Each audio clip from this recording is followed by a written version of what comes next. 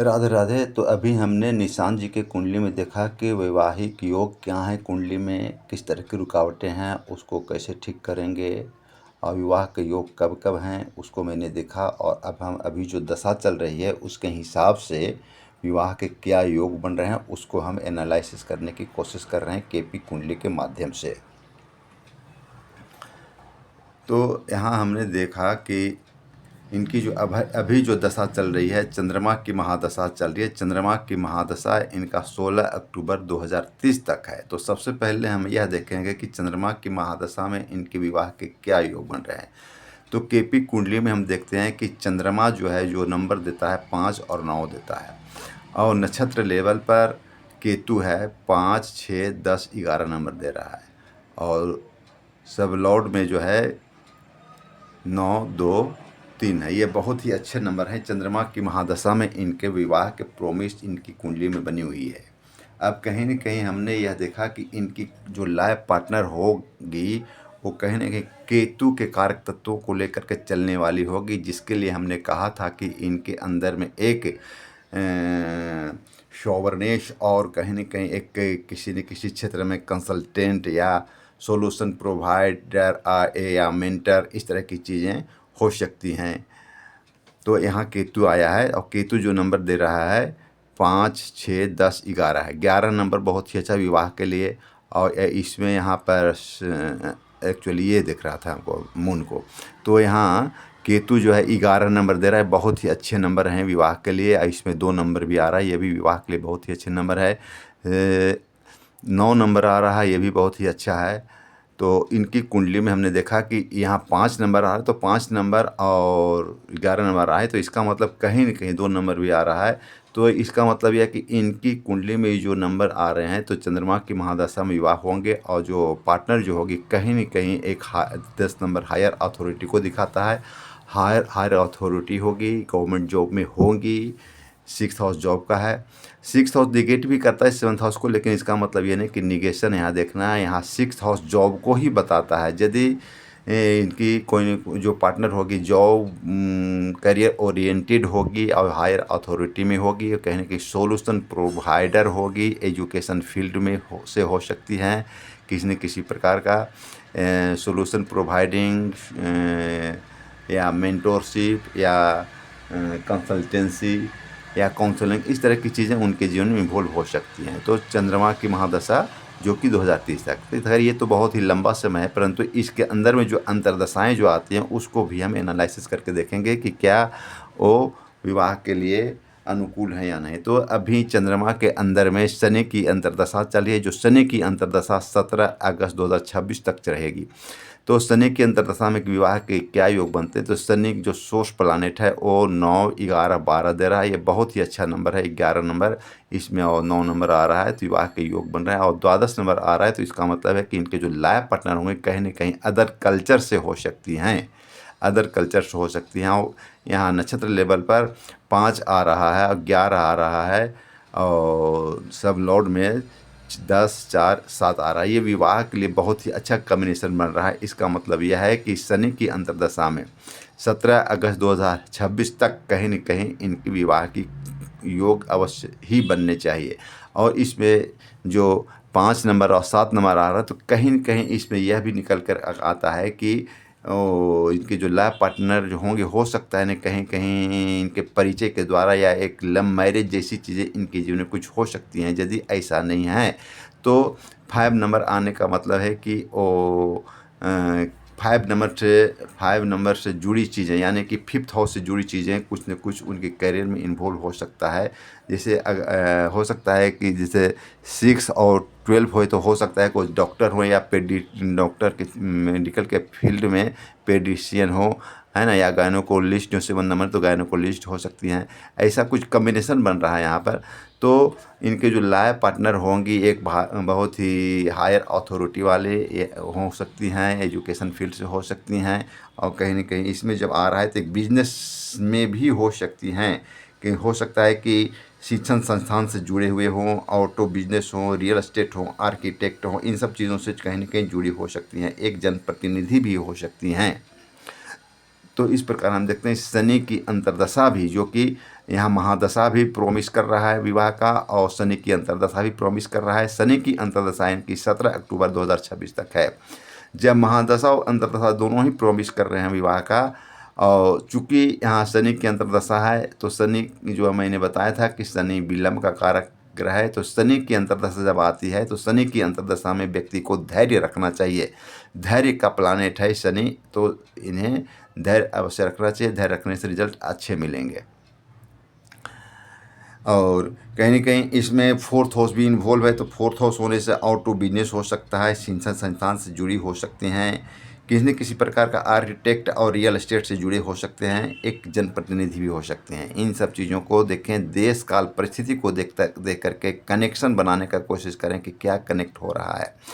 यहाँ शनि की अंतर्दशा में केतु इन्वॉल्व हो रहा है। केतु की जो कारक तत्व हमने पहले जो बताए हैं, शोवरनेस है ना, और consultancy, mentorship, teaching, education field, ये सब चीज़ें इनके अंदर में देखना चाहिए।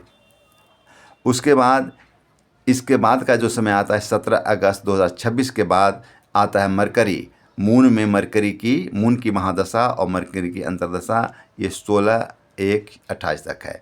तो इसमें 7 नंबर यहाँ आ रहा है, ये भी विवाह को के लिए नंबर अच्छा आ रहा है यहाँ पर। और यहाँ पर 4 और 9 आ रहा है। 4 और 9 बहुत स्ट्रॉन्ग नहीं है, लेकिन फिर भी विवाह के लिए ये भी नंबर है। और कहीं न कहीं ये दिखता है कि कहीं न कहीं एजुकेशन फील्ड से स्ट्रांगली जुड़े हो सकती हैं।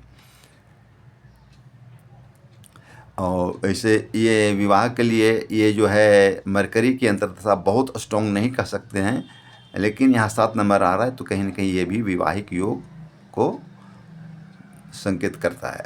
और इसके अंदर में जब जाते हैं, मरकरी के अंदर में जाते हैं, मरकरी के अंदर में केतु की अंतर्दशा जब आएगी, चंद्रमा की महादशा, मरकरी की अंतर्दशा और उसके अंदर में केतु की अंतर्दशा जब आएगी, उसमें भी विवाह का एक बहुत ही अच्छा योग बना है, जो कि 28 अक्टूबर 2026 से 28 नवंबर 2026 तक का है।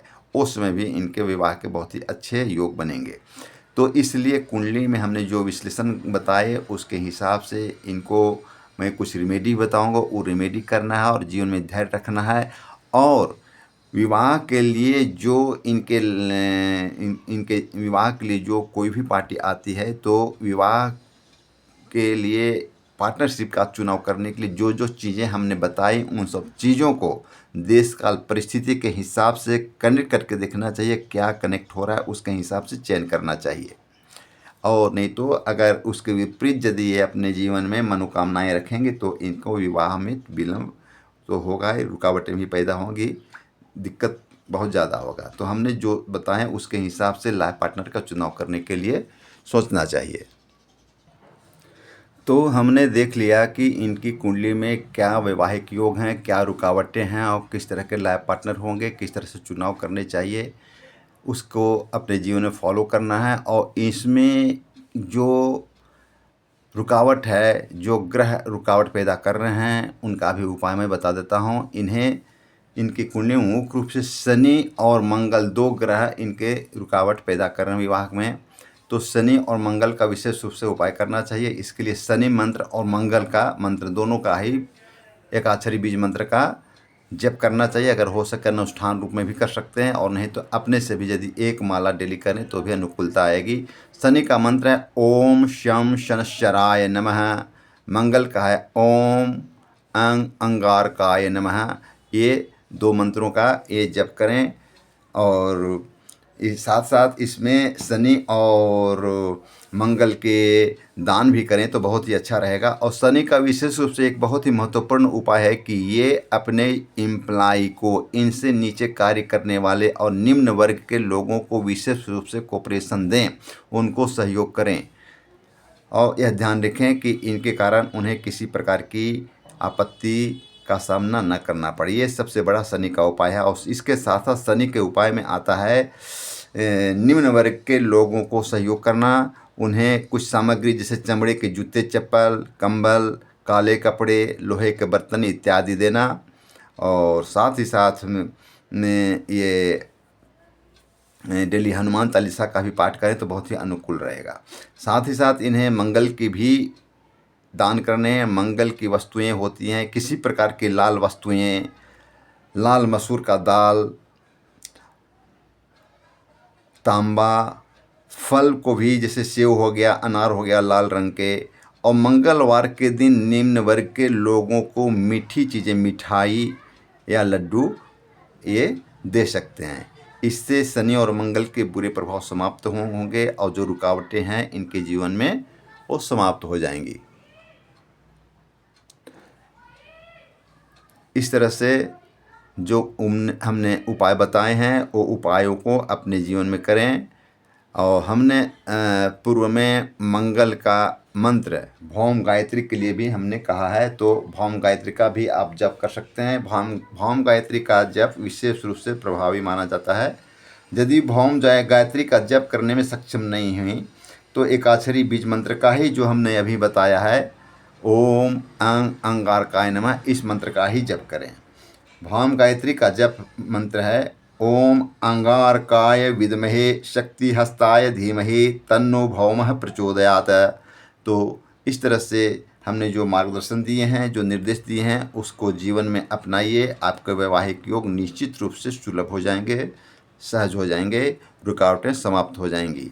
कुंडली में जो डेस्टिनी है, डेस्टिनी को तो फॉलो करना पड़ेगा, उसको कोई बदल नहीं जा सकता है। जो हमने लाइफ पार्टनर कैसे चुनाव करना है, किस तरह के लाइफ पार्टनर होगी, उस सब चीज़ों को देश काल परिस्थिति को देख करके अपने जीवन में कनेक्ट करके लाइफ पार्टनर का चुनाव करें। आपको